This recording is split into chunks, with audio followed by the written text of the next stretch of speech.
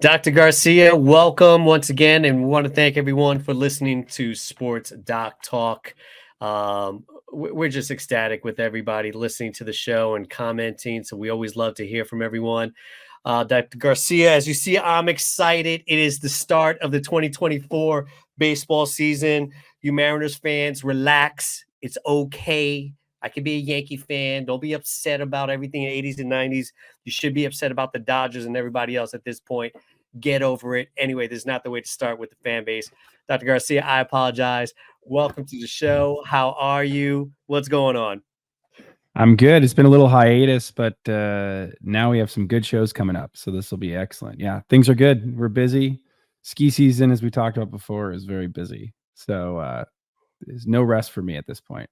Are you excited about baseball? I know you're a huge football fan, and it's one of the things that we always get a chance to talk about. But what's your fandom when it comes to baseball here? I like baseball. I'm not a massive fan in terms of like watch it every day. But Yep. being taking care of so many baseball players. I mean, things have really picked up. We have so many more baseball players coming in because the weather's getting nicer, and so that connection with my love of I hate to say it to the fans, the Yankees. It's exciting to get excited for everything coming up. So yeah, I mean, I like baseball. It's not my number one, but I like it a lot. Great. Honestly, I'm hot. I like the hockey Kraken. I'm going to the game on Thursday. It's going to be awesome. That's awesome. I got to one game this year. I would like to get to another one before it ends. Obviously, I went to see when the Rangers came in and whooped up on the Kraken, but once again, I'm just starting trouble this episode. I knew this was going to be a problem, and we kind of knew it as soon as I threw on the jersey. All of a sudden, I'm puffing up my chest and getting all crazy. And let's not take away from the great show that we're going to have. We're going to talk about new tech and the roadblocks, some of the challenges when you have these cutting edge technology, and we're going to get into that in a moment. But before, let's just kind of wrap up the whole baseball thing here. For a fan of the Yankees and a superstar in the game, Garrett Cole, he's out with his nerve inflammation and an edema. I almost said edema, and I really would have confused everybody there at that point. But this edema, what is that? What is that injury here, and not Listen, edema? I can interpret anything you say. I know where you were going with this. So we won't belabor this as we've had this a couple episodes. But Yeah, basically, and again, nice thing is now we are on video, so I can show you. So you got your elbow, right? And this is the inside of the elbow. We'll do my best because I'm a little bit upside down and backwards. But then you have the UCL, which attaches there. And right below that UCL or the Tommy John ligament is the ulnar nerve. And in a lot of baseball players, they get ulnar nerve symptoms. So sometimes if we do Tommy John, we actually move the nerve or release it.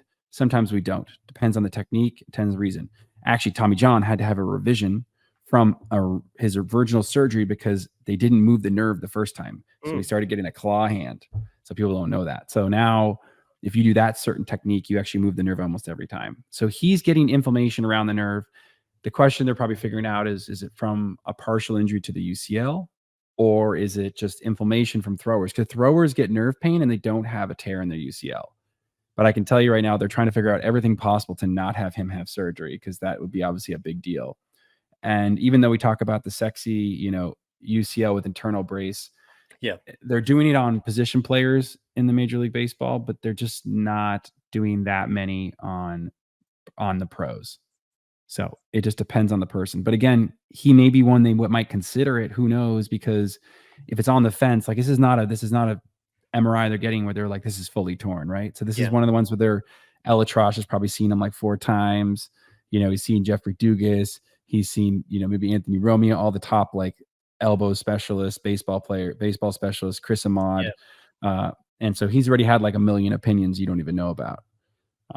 Anyhow, so yeah, I mean, that's probably what's going on. He's supposed to throw in a few weeks, and then at that point, depending on whether it's pain or inflammation, like at that point, will they have more information as the doctor to say, okay, this is either we just kind of give it more rest, or at this point we have to go in and do something about it? Yeah, this is the trickiest part of taking care of baseball players, especially pitchers, right? Especially at the UCL, when you have what I call kind of like the more ambiguous one, where you basically have like maybe a minor tear, but like most baseball players don't have great looking UCLs. So you got to Yeah. decide whether it's something you're going to operate on or not. And that's a long discussion, especially for a pro like him and for someone as valuable as him. Yeah. So this is a discussion. In the end, it's going to be like everybody's involved: agent, trainer, player, and I hate to say it, probably less the player and probably more everybody else making the final decision Yeah, on and what to that's why do. these guys get paid the big bucks, right? We had a conversation maybe about a year ago, and we'll get into our show topic in a second here, but we talked about the stresses of when you're dealing with these professional teams and everything that goes along with it, and you're pretty much that point there where you're saying we got to do this or that, and having the stress from whether it's the owners, the teams, the agents, and everyone else involved with that. So that's a whole interesting other topic and conversation. But let's get into this new tech and the roadblocks and challenges. We spoke a little bit before we started the show, so let's kind of catch folks up on some of these tech that you've been working on and that you're excited about, whether it's Misha and Bear Balloon and things like that. So let's kind of jump into it right away. Yeah. So this episode, I thought was important because I wanted people to see behind the scenes, and I Yeah, want people, unfortunately, and we're not doing advertisement, but we're promoting really cool products that yeah, help patients, and that sounds really glamorous and glitzy. And unfortunately, not everything is free. And unfortunately, not everything can happen for everybody. And so I think that the understanding that what roadblocks there are to tech for the average patient, for certain patients with certain, providers, and the new roadblocks also for just providers to actually use it, and depends on where you work. So this is a pretty complicated topic. We're not going to go too crazy on this because I obviously don't want to overload the audience with, minutia and nerdy details about the technical aspect of getting that's this your new product, because favorite. it's already That's I your know, I favorite. know, I know it is, but I don't want to overdo this one Okay. but this is sort of like it's a little bit more of the business side of things, which is interesting. And as a surgeon who's private practice, every cost I see. And so I Yeah. understand the numbers game about this and how it works, but also I'm someone who likes to offer the latest, the newest stuff because I think it's going to help the patients, right? I at least offer what I think is going to help the patients and what is going to get them better. And most of the time, thankfully, I've been correct in terms of it being an improvement. But the reason we're doing this is so to keep people more informed, right? We Yeah. talk about all sports, all orthopedics, all the time. Well, how does that happen? Well, that happens from innovation. And how does innovation happen? Well, it doesn't happen for everybody. It doesn't happen overnight. And there's a continual attack to get these things done. And some things are easy and some things are not. So, we're not going to go through each product individually, but you got the Misha, you have a GLEC, you have all these really nice new cartilage products coming out, AutoCart. There's other ones for other different companies. There's the balloon we've talked about before. There's Yeah. Prochondrix, which we've used before. There's an extensive list of products. There's ACL repair, right? Two types, balloon and preservation technique we've talked about. How do these matter? What do these matter for getting them into the operating room? Can every patient get it? Not everybody's qualified. I had an ACL repair that I was supposed to do last week, and the patient was all set up to go, and he was excited, I was excited, and 2 days before, the insurance said it's not indicated, Oh my God. and had to change the surgery and do a reconstruction. So it happens. It's Yeah. not often. Actually, that was the first one I've had in a while, but the Yeah. insurance carriers add a big part. So we don't want to go. We'll do it piecemeal right now, but that's the gist of this topic, and hopefully people get informed. And honestly, it might even inform some doctors and surgeons because, if you're looking at adding something new and you kind of haven't thought about this, it's important. And again, it matters where you work, right? As well. So we'll go into that. Yeah, and utilizing the technologies to promote improve outcomes, maybe the speed of the surgery, the patient recovery, right? There's so many different aspects of it, and then you're adding the insurance part of it. And I'm not privy to that information how it works, but um, is there a typical time frame when you're dealing with something like that and you're looking into someone's insurance that you can kind of get that information, upfront instead of so close to a surgical date, or it all depends depending on the insurance and everything else? I really feel like I'm going into the deep woods right now. You're With all going of a little deep, but all you're going right, a little I'll deep. back up. I'll I'm gonna back up. For the first time ever on this show, I'm gonna try to go less deep. So Okay, all right. the Yep. I'm good. I caught um myself. so No, so it's totally normal. So most of the time, Yeah. these surgeries, you try to pre-authorize them, so the patients are, make sure that the insurance is going to pay for the procedure, and the patients aren't left with a big bill, because that's Yeah. never good for Yeah. anybody, right? It's not good for us, and it's not good for the patients. And so we try to pre-authorize things, but and then again, that's also what can delay people getting surgery. So they come into the office, they hear about the product, they're super excited. They're like, "I want that. That's the one I want. I trust you. I've seen the data, I've seen the shows, like I know about this, I've done my research." And then we go, okay. So they walk over to the surgical desk and they sign up for surgery. The problem is that when you have someone like my practice that has a lot of innovative products, sometimes I have to say, hey, listen, I know you're in pain. I Yeah. know you want this surgery, but we can't schedule you yet until we confirm that they're going to allow us to do it, because I don't want to give you, or I don't want you to get a big bill in the mail. That's never good. You've heard stories of that all the time, Yeah. right? You've seen on the news, Yep. right? Yep. It's not surprise billing because we give information if they need it, but it doesn't look good for anybody. And so that's hard. Now, it doesn't happen that often. Thankfully, most of these things, before I offer them, I'm strategic about this. Like, I put it on my website. I've done the research. I've already practiced in the lab. I've seen the product plenty of times, and then I go live, right? So when I go out, it doesn't happen with everybody, but when I go out, I've done more than enough information in the background so the patients will feel comfortable and I feel comfortable. Like, adding that stuff is not technically challenging for the most part. But at the same point, and I've done the background research on the insurance, but I can't do so much, right? Like, sometimes I get out there, I offer it, and all of a sudden I get one of the companies switches. They're like, well, as of yesterday, we don't pay for this Mm, anymore. I'm like, yeah. how is that possible? But it's just the world we live in. And when you have a middleman like the insurance company, you're going to have to make sure that you work the system to allow this to get patients to have it be offered to them. So And there's a lot of variables also when it comes to, geez, here we go again, from state to state, the different types of insurance, the levels of insurance, and copays, and things yeah, like that that plays a part in assessing how the patient is going to be able to pay for this type of surgery. Besides all that, when you have, and it was perfect example that you mentioned, that you had to pivot. um, is that part of the options, that when you're talking to a patient and you're offering this, maybe this technological advancement that can help and speed up, and then something happens that you're not able to do that process, and you have to pivot and re-explain and kind of go through all that? um, are those options up front that you kind of focus on and say, we can do this or we can do that? I know when I got my Achilles, they said, well, we can do the speed bridge or we can put a cast on, and we can do it this way. So I got my options up front. So let's say something happened with my insurance. At least I wasn't blindsided. I knew in the back of my head that there were other options to do. yes. So the one thing I'll step back, and for your example is, there are some of the products we offered are called they're implants, and they're not much different in cost than the older ones, right? Maybe a Okay. little bit more. Okay. And so those are really easy to bring in. And like, for instance, like the ACL repair from Arthrex, right? It actually is better for certain respects because I'm using less of something else for a reconstruction. So it may actually be less expensive, but it's newer and better. So that's a really good one versus Bear, which is a good surgery as well, but that's, you still have to do the repair and then you have to add that on top. So it's like buying a car, and they're like, well, you don't get the cruise control and you Yeah. don't get the new Got it. headlights. So if you want those two things, that's added. Now it's not charged to the patient, but the insurance company says, we're not going to pay you extra for that. And so we've already given you your lump sum of your insurance.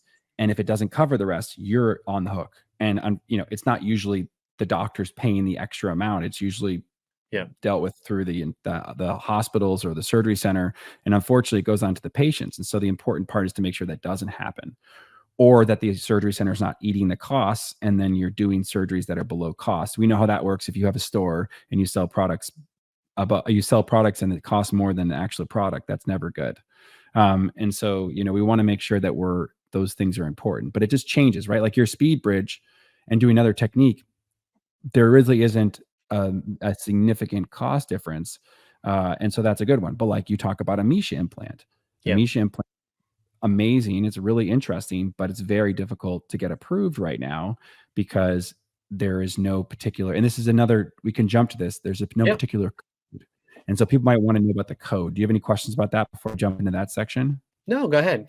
Yeah, let's jump into that because you're talking about the Misha, right? And it's really interesting when you see, and we've talked about it with other advancements, but this is their fifth iteration before it was approved by the FDA. So there's all these back and forth and kind of tweaking, this technology and this advancement. So kind of does that play a part in it also?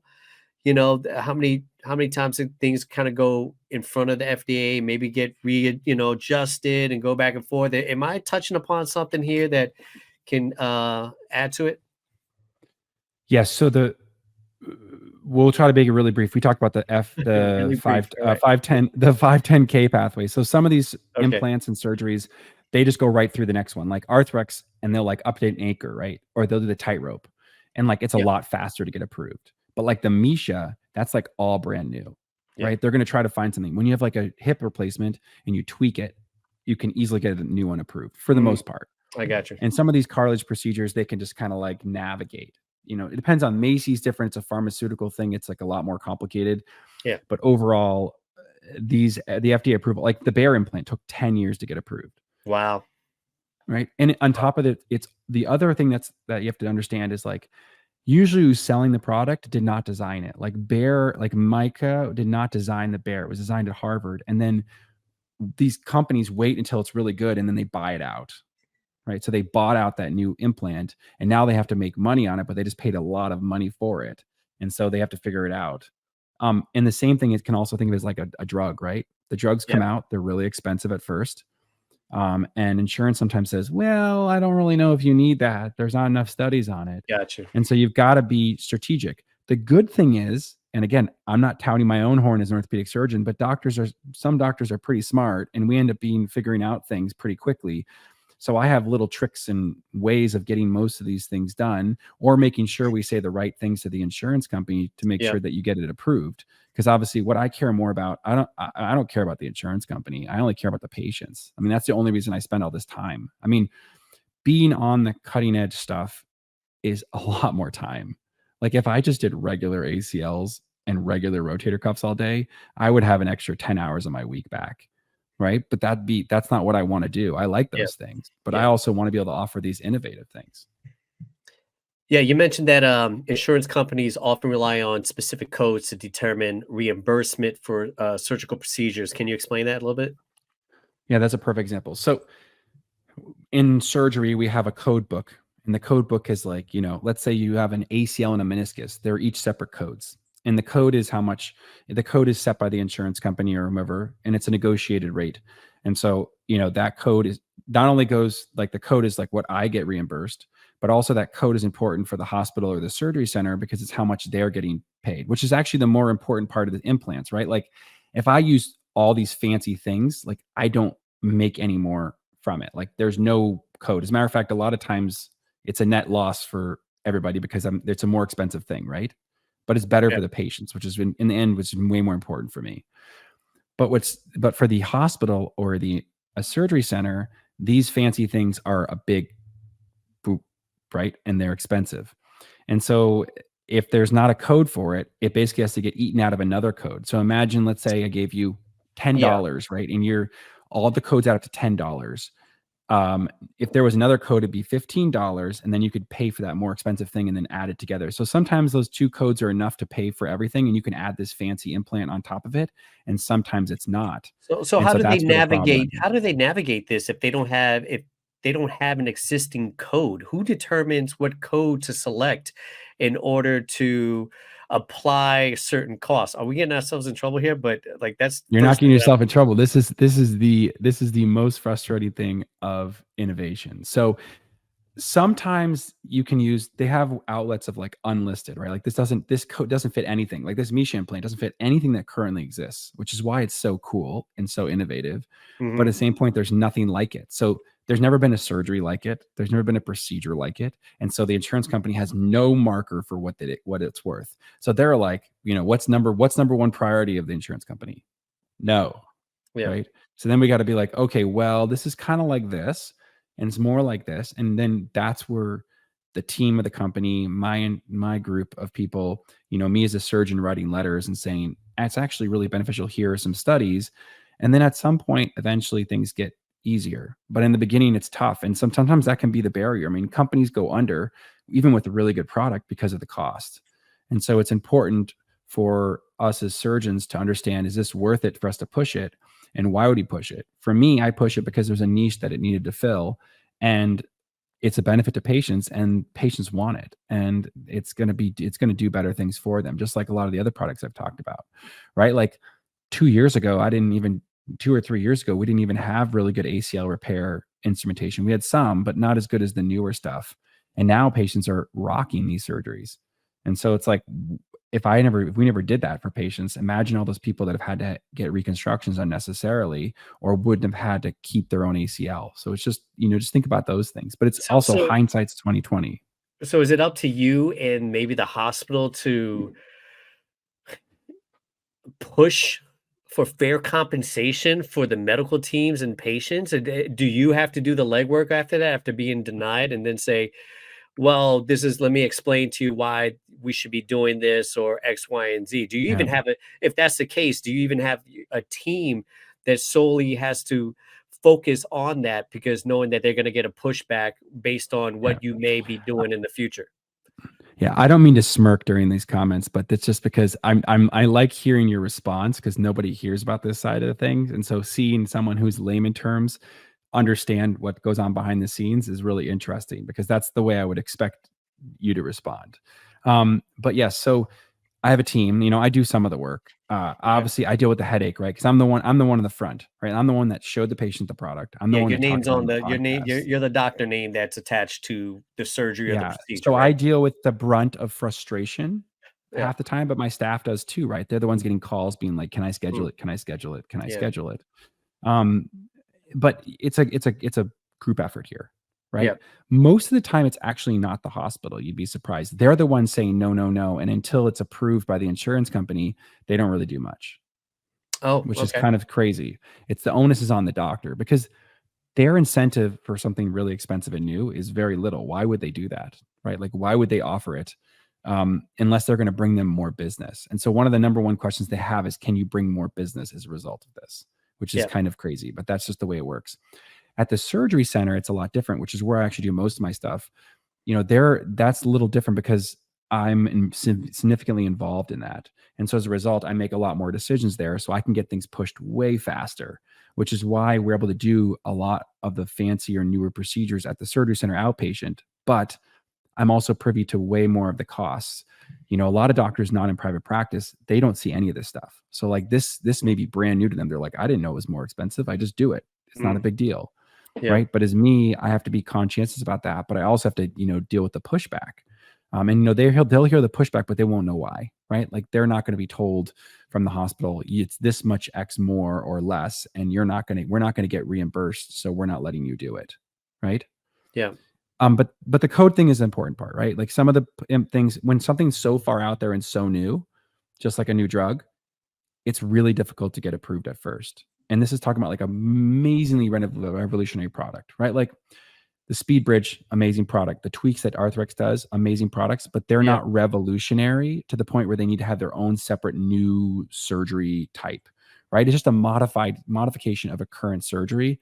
And when you modify a current surgery, that's a lot easier to get the coding done, right? I Because got most of the time it's like, oh, it's like the code for ACL repair and the code for ACL reconstruction is the same, and it's actually already listed. And so the nice thing is, when I start doing repairs, I didn't have to add any. There was no coding issue, and the costs were fine, and it's not an issue. But it did become a problem with the Bear implant, because I had to still do all that surgery and add the Bear on top, and the Bear Yeah. is not inexpensive. And so that's important for people to understand, because as soon as it came out and I started doing it, I had floods of people coming in asking for the Bear, and we had to be understanding of saying, hey, how is this going to work? Can we offer this to patients? Because the hospital wasn't doing it. They're not allowing it because it's too expensive. So here's the $1 million question. You ready? Stand by. Here we go. I So know this is where this is going. how do we get hospitals to get on board for technological advancement while still surviving and having financial stability, and then getting approval with insurance where it could be one happy pond between doctors, hospitals, and insurance, and the beneficiary out of all this is the patients. The show's not that long. I am not even sure I'm going to fully answer this question for you out of the fact this is going to go live at some point. So it's not. I don't know if it's going to happen for a long time. It depends, but with COVID, and it Okay, depends on here the we go. place. Yep. With COVID and depends on the place, there were a lot of cuts and things, and a lot of hospitals lost a lot of money, and so they were more strictly evaluating things. So like basic Mm, surgeries, they love those, right? Basic surgeries, they love them, or a hospital-based surgery is loved. But when it's a quick, easy outpatient surgery and then it's super expensive, they get no money from, the most expensive thing they make off of like is spine surgery or a surgery where you're in the hospital for multiple days, right? Because then you get like it's the charges. Like I had yeah, surgery, I yeah, had to go to the hospital. yeah. It's like you And at see the your same bill, time, it's they don't want you massive. there that long too, so it's kind of a really a catch-22. Now they're like, It's yeah, a you're saying they make money by keeping you there, but they really don't want you there as well. They're kind of pushing you out the door. Nobody knows what they want at the hospital Okay, sometimes. all right, So all right. I'm also very biased because I do 99% of my surgeries outpatient surgery center. But the reason that that's Yeah. beneficial to patients is that when I do a surgery, we do the highest level surgeries in the area pretty much. We're doing really complex surgeries, but we're doing them outpatient. And the insurance company is paying a lot less for those surgeries because they're not paying for the other things that are Mm, involved in the hospital. I got And the you. patients are paying less too. Even patients that end up paying out of pocket sometimes, which happens. We have patients from Canada or overseas, or they don't have insurance and they want to pay for a surgery still. It's much less than going to a hospital, like 4 or 5 times less sometimes. It's crazy. Wow. And you still get the same amount of care, plus the efficiency of the surgery center and the cleanliness and everything else, and the ease of getting implants in. Like when I have these conversations, like I'll be once every 2 or 3 weeks I'll call one of these new companies and I'll say, let's talk about the implant. And they're like, well, how fast can you get it improved? I'm like, how fast can you make it economical for the patients and everything else? Because that's not hard for me to get it approved at the surgery center. I get new products in like 2 weeks. We're using one of the first renditions of a live surgery in like a couple of days or a week, and we didn't need approval for it. As long as the patient's okay with it, I can wear a head camera and navigate and teach other surgeons how to do this surgery. It's not hard to get new products involved. It's really more of it's more of the cost. Is it going to be good for everybody? Is it going to be something where like we actually can do this and make it fair and even and not have a situation where if the surgery center is just making no money or it's just all above cost, that's a big problem. All right. It's 2024. I just did an event. I do a lot of events, and I just did one for Microsoft with Satya introducing now Mustafa, which is now part of their AI team that they pretty much got from Google. And the long way that I'm pretty much getting to is how is AI going forward can maximize um, the little things to maybe ensure that we could get closer to that middle ground where we can save money financially for the hospitals, right? Implement maybe faster procedures because we're spending less time on certain things. So there's money saving their costs there, and then the patients can get what they want.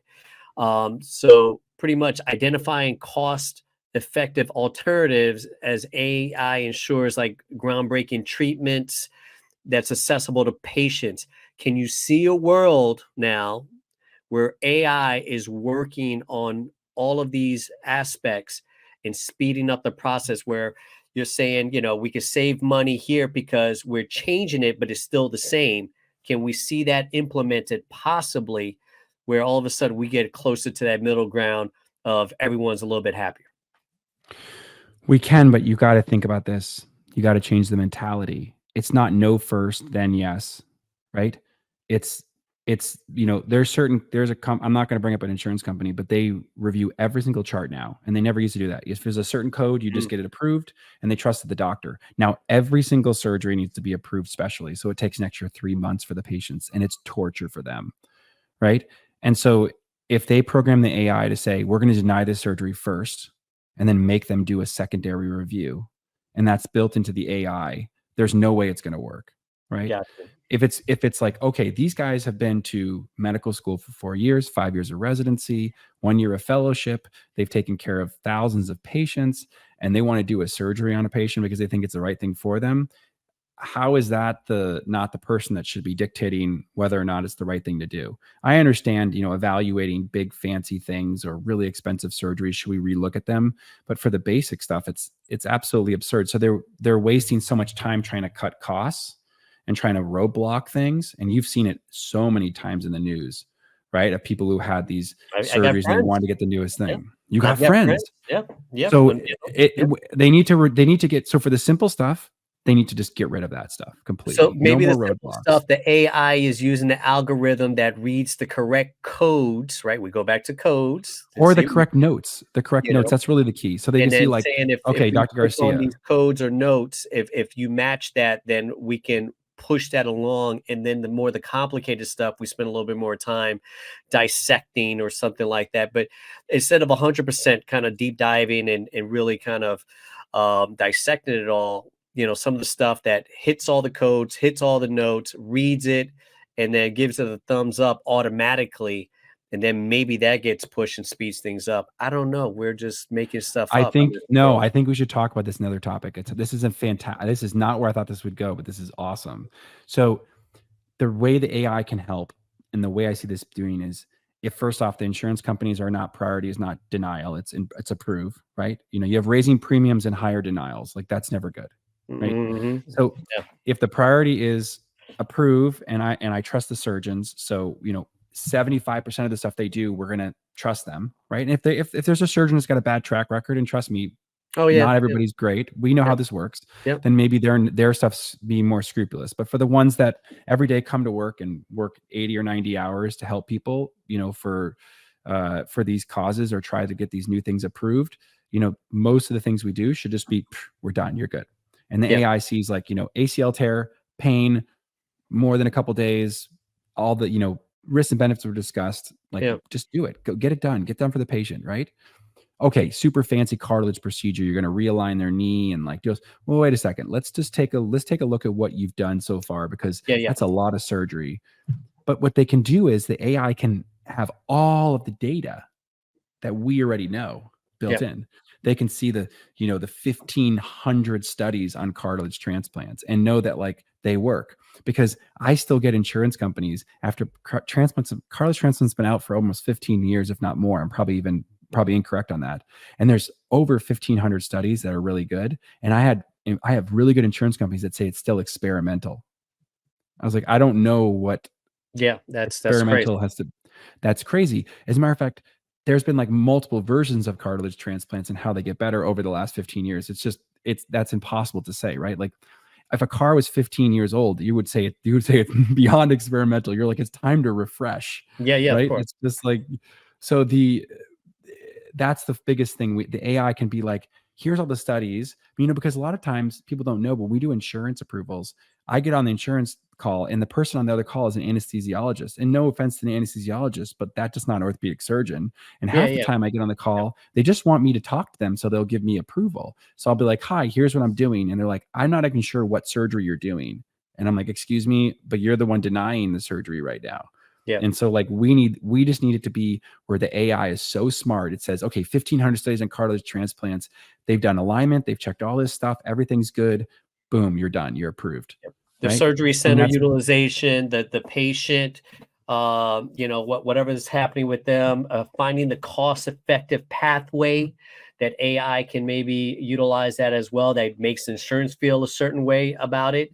But I think AI can possibly bridge a big gap right now that's happening, and maybe get us a little bit closer, because if they can help plan and assess these strategic accessibility and deniability and kind of reduce some of that, then maybe we get closer to some of these goals.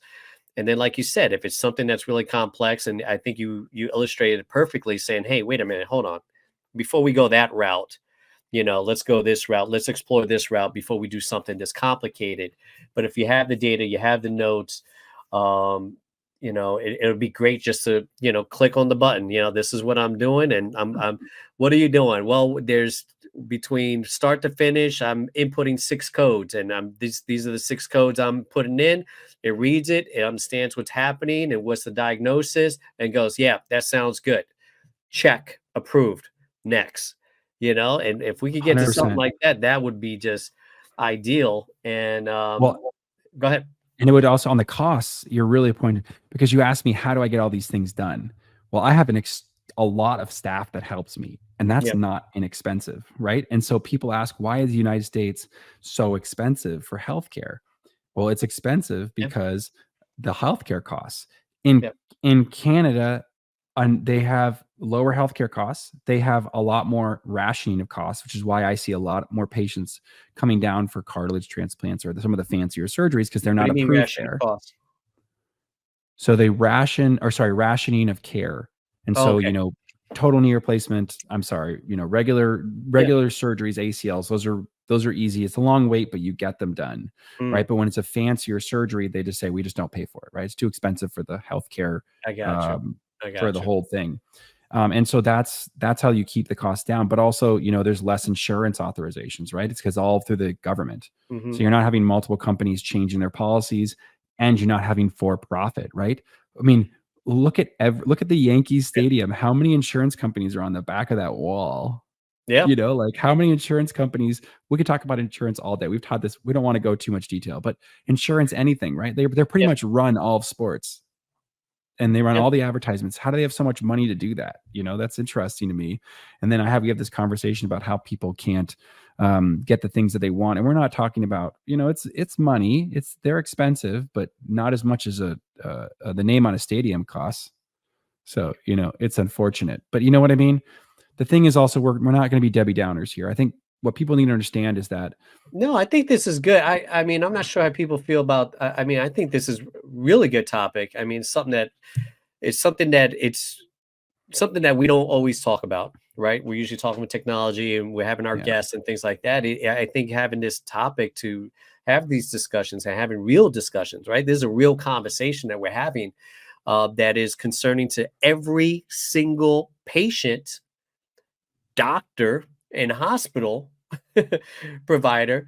They all are dealing with this in some way, shape, or form. And I love hearing about how the pandemic, added to this and made this even more difficult because of what was happening to the medical field during that time. So I think this is a great topic. So yeah. I get two And thumbs then up one on thing that. I'll tell no, I think it's good, and that's why I wanted to bring it up. But I think the patients should take away from this, and we have a couple of little things I think we still want to chat about, but is that I, as a physician or orthopedic surgeon, and there are a lot of us out there, and if you're listening, Yeah, most of the time we can get this new technology done.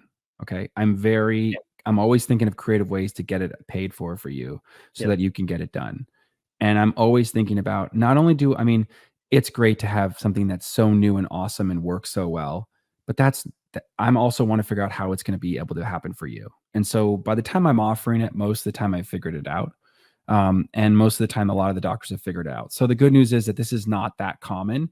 It's just good for the patients. If hopefully someone listens to this that comes in my office and says, yeah, I know that that's going to be tough to get approved, but like I really want it. And yeah, honestly, a lot of I have a guy waiting for the Misha implant, and he's like, I know it's going to take a couple months for the insurance company. I know it's going to be a fight back and forth.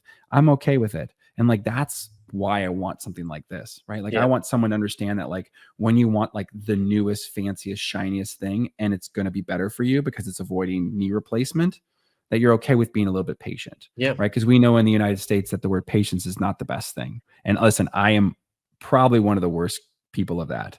But nonetheless, it's important for people to understand that most of the time that these things aren't out of reach. And thankfully, if you live in the United States and you go to good physicians or surgeons that have been trained well and they really care, you can get these things done.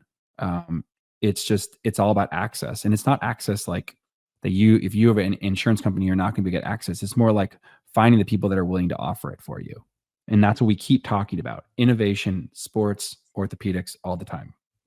Yep, and there you go with innovation and AI. We're gonna get to these AI capabilities, and we're gonna help navigate the complex landscape of medical technology while prioritizing patient outcomes and financial sustainability. That's the goal. All right. So just a remark, this is going to be AI in orthopedics is going to be a topic. Will and I have way too many pending topics. So this will Yeah. be on the docket maybe towards the summer. Um, the one thing I wanted to bring up with people is that we've talked a lot about the costs, but the other balance in the roadblocks is, you know, there are a handful of people that like these new techs, but not everybody's willing to jump on it right away. Yeah. And some people want to see the long-term data. And so there's a lot of naysayers too. And so that's also hard for people. I see a lot of second, third, fourth opinions. And sometimes I get opinions that are also reverse opinions. They've seen me, they've seen someone else, and then they come back and see me. And they said, the doctor said that the surgery you do, it doesn't work. And I said, okay, well, then we have to work this out. Now, again, I'm not offering things that are experimental. My things have been studied, but sometimes it's because it's a competitive nature, right? You know, if that surgery is not offered by the other person and they're upset because they know they're not going to be able to take care of you, they may naysay it, right? And that's something people need to be aware of as well. It's important. But it's also why I always tell people to get at least one other opinion, Yes. because you never know what you're going to find out. And honestly, Yep. we joke all the time about Dr. Google, but I will tell you that Dr. Google, in some cases, if the appropriate search terms are used, can actually be really helpful for patients. I've had so many patients be like, I didn't even know that you could fix that because my doctor said it wasn't possible. Yeah. And then they come into that and go, wow, actually, that's really possible. And so that's important. But it's also important to understand why some doctors may be hesitant, right? We're all risk averse. Like, I'm not the type of person that's going to have a bungee cord and have a little bit of fraying in it and just jump off the bridge, right? Like, I know that I need I need two bungee cords connected I to me want before I nothing do to that. do with bungee cords. Let me stop you right here, right? I've It jumped out of is. a plane. I've done a lot of stuff. There's no way you're strapping me to a rubber band and having me jump off of anything. I digress Well, right here, but I just want to stop you right there. There's y- y- there's no way I'm doing a bungee cord. Anyway, go ahead. all right. So you know what? Let's do like lottery. You know, they're not a lot of orthopedics aren't going to play the lottery. They want to have a guarantee, right? They want to make sure that what they're doing is going to work. I don't want to go in the OR and say there's a 1 in 5 chance that I'm not coming out with any type of good outcome, right? Mhm. That's never my goal. I go in there feeling like this is 99, 100%, right? Even if it's not always that case. But some and a lot of surgeons want more long-term data. You know, I'm willing to push the envelope a little earlier, but also my patients know that. And so I've had that balance. I built that practice to do that. But it's totally fine that surgeons aren't ready for that. You know, that doesn't you don't have, and especially if you're new in practice, Yeah. it's really gutsy if you're new in practice and you're ready to feel like the patients are concerned about your age, your abilities, because you're new in practice. And I know because that was me a little while ago, right? And it's okay to be nervous to try something new. And it's okay to wait longer to have more information, right? Mm. You're not going to miss the boat on this. And I think that's important for people to understand. And just because you see someone online promoting some really cool new product, it doesn't mean you have to do it. But at the same point, you should have an open mind, because that's what I've started to do, is have an open mind. When I first started practice, if you asked me if I would repair an ACL, I'd tell you absolutely not. I don't think it's a good idea. Gotcha. And now look at me. I'm going down to talk to all these surgeons through Arthrex about how ACL repair is so amazing. So you have to just have an open mind. And the best way that innovation happens is cautious optimism. And so my first patient I did an ACL repair on, I told them this might not work. Here's the data. It's a higher chance of re-tear. And all of a sudden, you know what? It worked really well. And then the Yeah. second one, I told them this might not work. And I've done one of these. And the next patient I told they've done a few of these. Next patient, you know, and then now I'm at like 35 patients.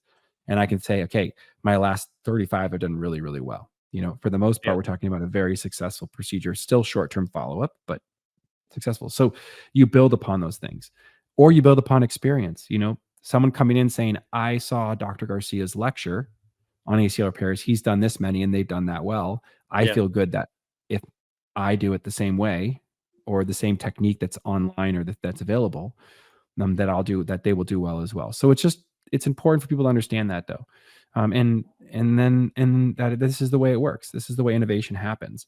It also happens from us being willing to share. I'm constantly texting on my phone. I've got texts from different people like, how do you do this surgery? How do you do this surgery? Or vice versa. I'm asking them like, hey, you know, I did a really unusual surgery today that you see once every 2 or 3 years, really uncommon. And I used a special tightrope fixation, Oh as yeah. Will like. Oh yeah. And the old surgery for this was a huge reconstruction, passing tendons. You have to be non-weight bearing.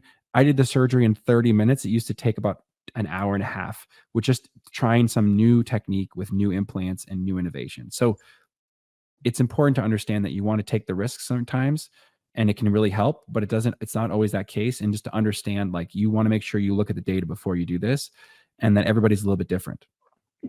Yeah, and I think the highlight for those listeners is pretty much to, you're engaging the patients in this decision making, right? And having that informed decision. And I think we mention it every other show, to always get a second opinion, right? We talk about, I'm doing this and I'm doing that, but we always encourage to get that opinion, to get that information, and making sure that you're comfortable with that process, because more importantly, the patient is the one that's kind of going through this, and being informed on what they're about to get into is really important, so they're not surprised or they're caught off guard. You want to be happily surprised, not the other way around. So I think communicating that and sharing that information is really, really important for the patient. So once again, we always encourage, especially when you have these procedures, it's fine to talk to multiple people, and even my friends,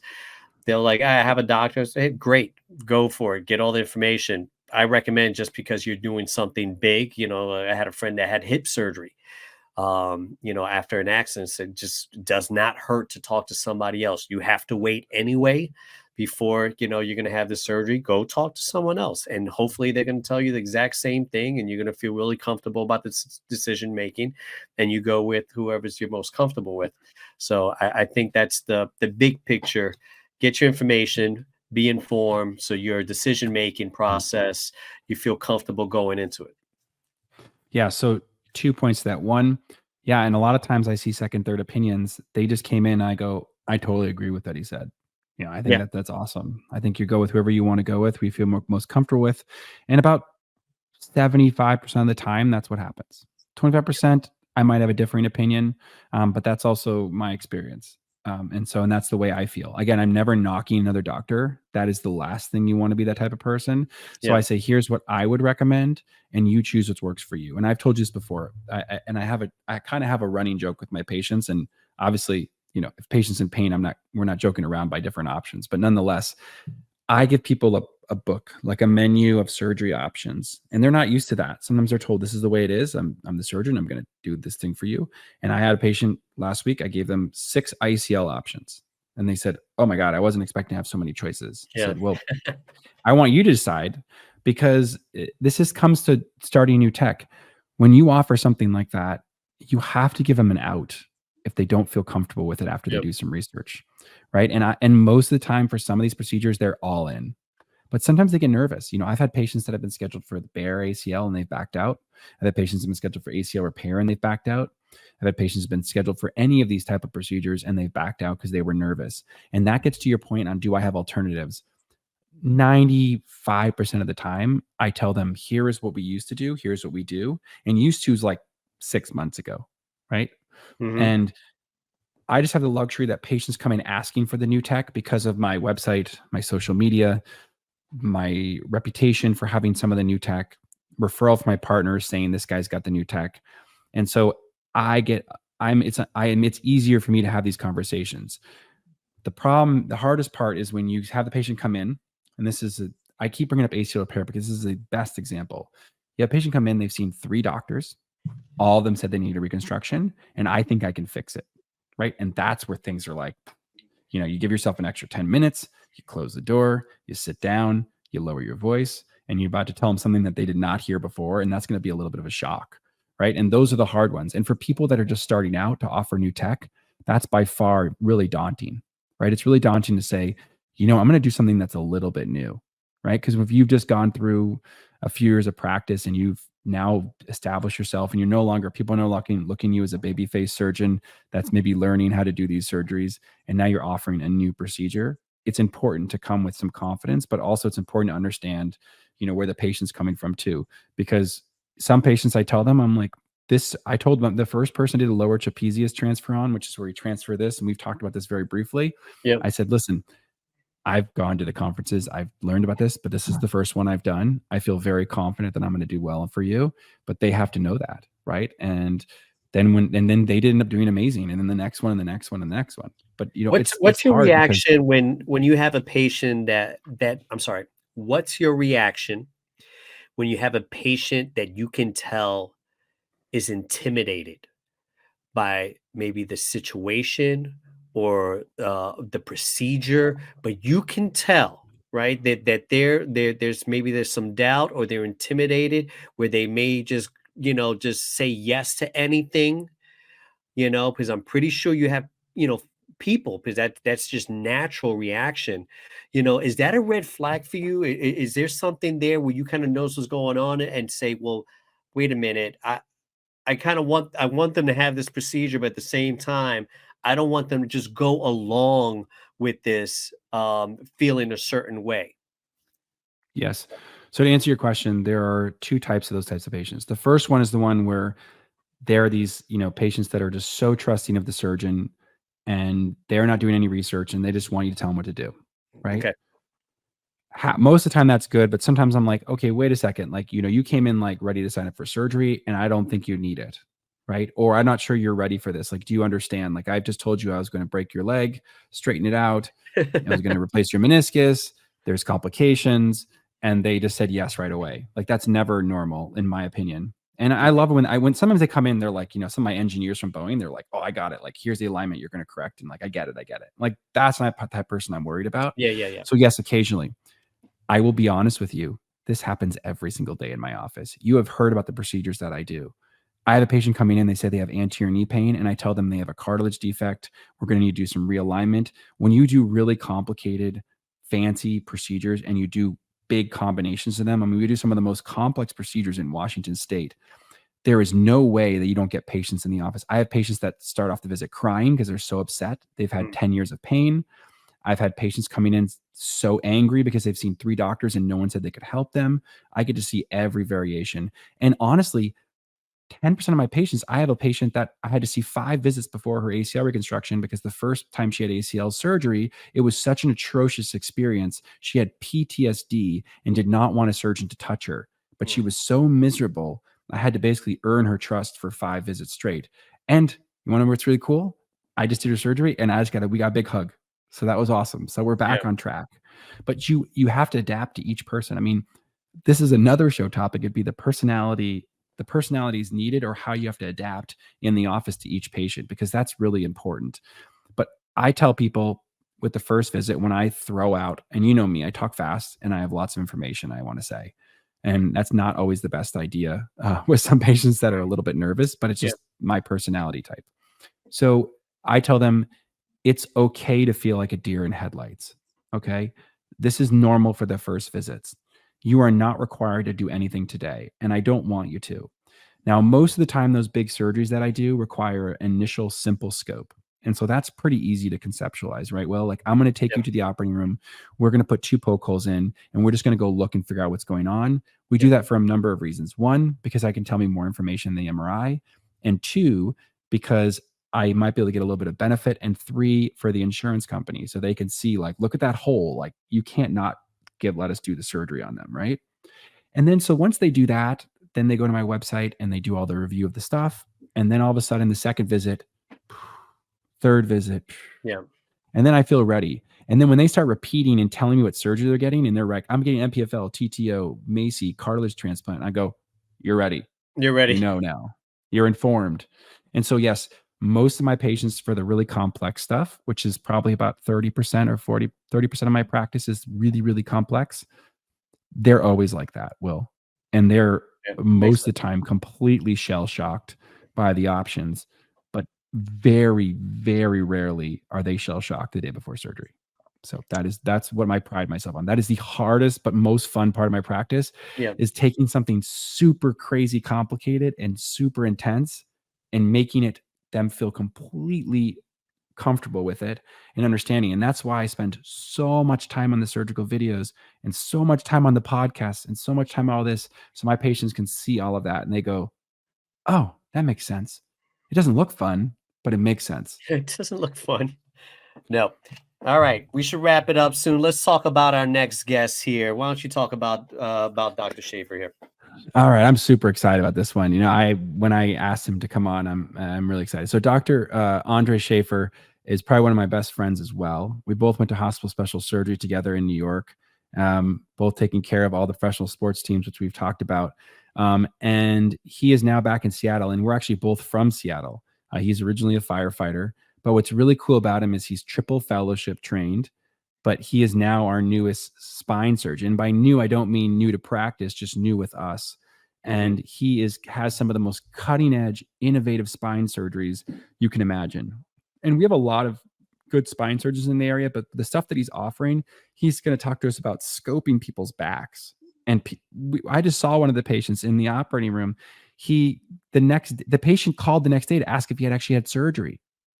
Wow, you know that's and amazing. and spine surgery is not supposed to be fun, and he has made this into, he is on the edge. And again, he's just building his Seattle practice, but the stuff that he is doing is next level, and people need to know about this because very few people in the area are doing this.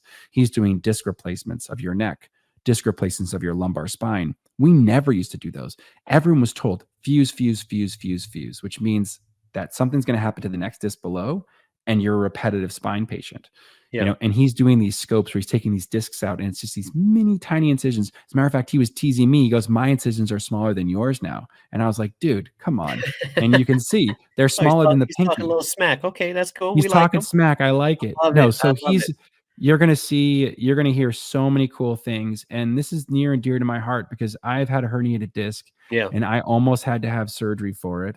And it was nothing fun about it. And I looked and I had a lot of trouble trying to find someone. And I am an orthopedic surgeon in Seattle to do the surgeries that he's doing. And so one of the reasons that it was really near and dear to me when he was available to be taken and come to our group was that he offered endoscopic spine, because that's the only way I was going to get my disc done. And Yeah. it literally took me 3 months to find somebody Oh that my I god. could even consider doing this surgery on me.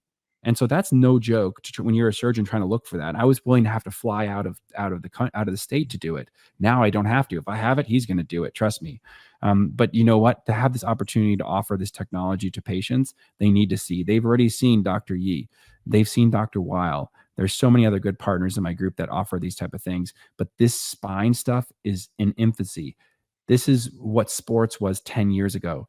You have people scoping spines, doing many, many, many incisions, and patients doing really, really well and doing much better than they used to do. And so I'm getting too excited, but I want everybody to understand that you are going to be blown away by what is capable of happening in spine surgery, because people are terrified of spine surgery, right? Oh yeah. It's It's terrifying. something that we talk about. It's like I don't want nobody touching my back and screwing something up, and No, and you're just fearful about it. And a buddy of mine had back surgery, major, where he also they cut him in the back and then did a C-section in the front. He was under for like 8 hours repairing this back of his that was just so messed up. This was a while ago.